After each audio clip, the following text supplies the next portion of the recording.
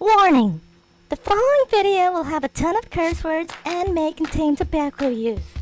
Viewer discretion is advised. I mean, basically, he in front of us is coming to terms with the fact that he's on the downside too.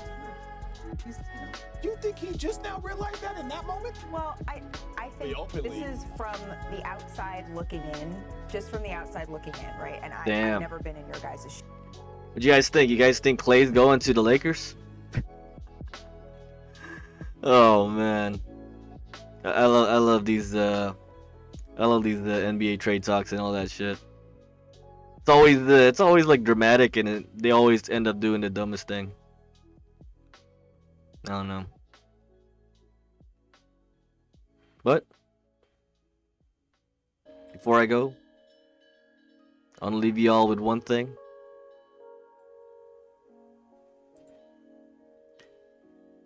And this is your daily wisdom.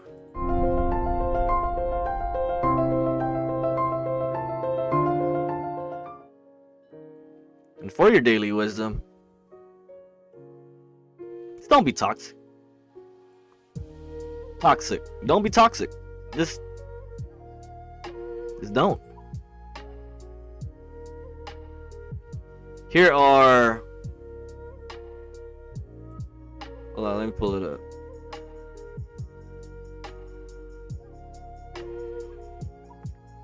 Here are 14 toxic behaviors that are ruining your relationships today.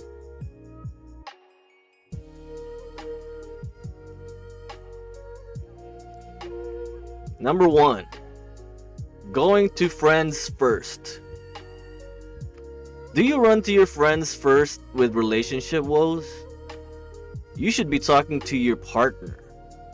Sometimes seeking an inside opinion is warranted, but mostly you should be talking things out and working on things together. That's what this thing says.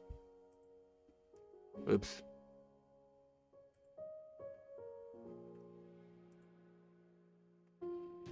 Stonewalling.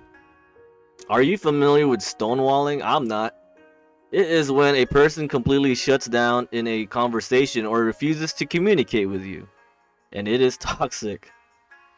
It's also widely considered a form of gaslighting your partner. So if I was talking to you and you said something I didn't like, I would just be like, and I would just stop talking. That's stonewalling. I've seen that, but I didn't know it was called stonewalling. Making unnecessary comments. I'm guilty of this. Very guilty. Put me in jail. Do you make rude comments when you and your loved ones are arguing or upset with them? One woman warns it ended her relationship. She clarifies, making snarky and sassy comments when upset instead of outright stating my problem or question. I was hurt and wanted them to feel it and give me some kind of emotion back. And all it did was make them think I was always mad at them and pushed us apart further. That's a pretty good one. So stop making unnecessary comments, folks. Instead, just state the problem or the question in the most polite as you can manner and stuff. Pretending to be okay. Several women relate with one adult who admits to saying the infamous words, "I'm fine," pretending to be okay, and then ultimately having a meltdown about the behavior they said was okay. One user responds by saying, which is like whiplash for them, "You said it was fine, and now it's not fine?"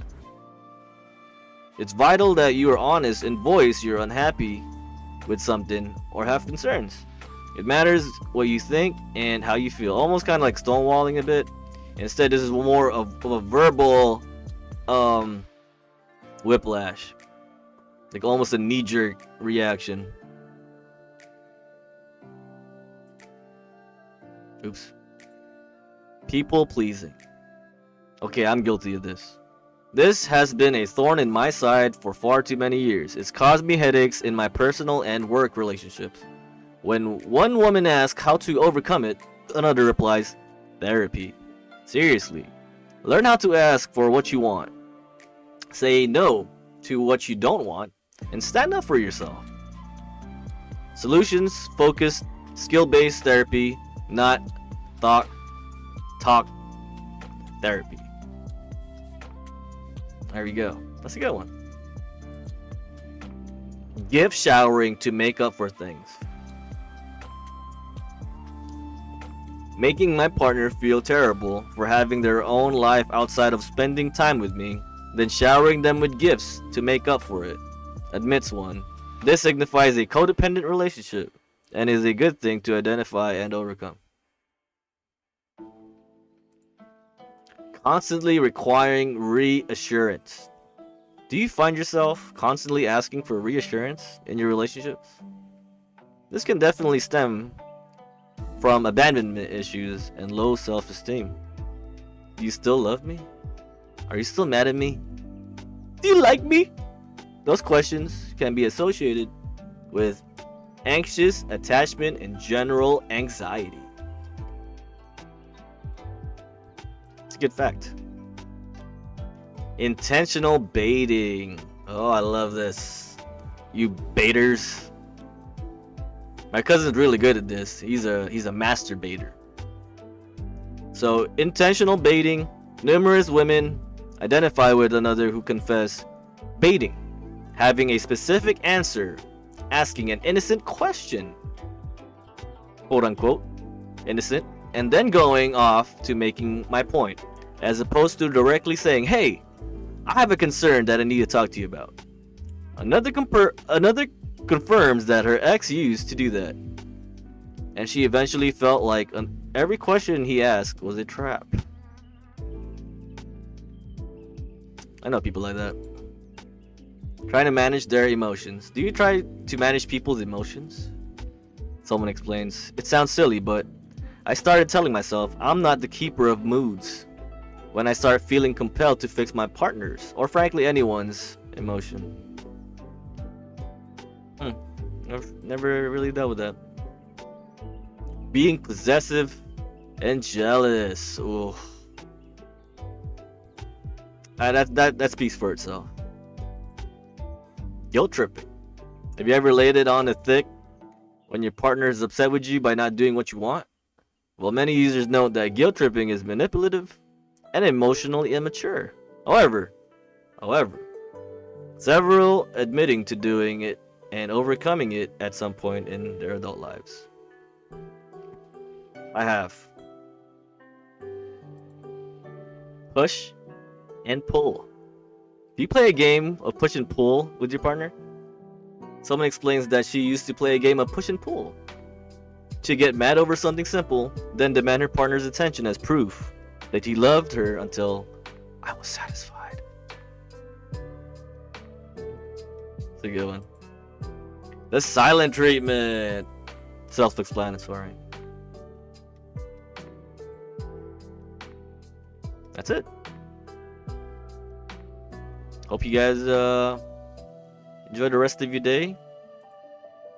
And I appreciate you guys for tuning in. Don't forget to hit that like button, that subscribe button, and maybe leave me a comment. Maybe a nice comment. I'll see you guys on the next one. Peace out. Yo, like and subscribe, and I'll love you long time.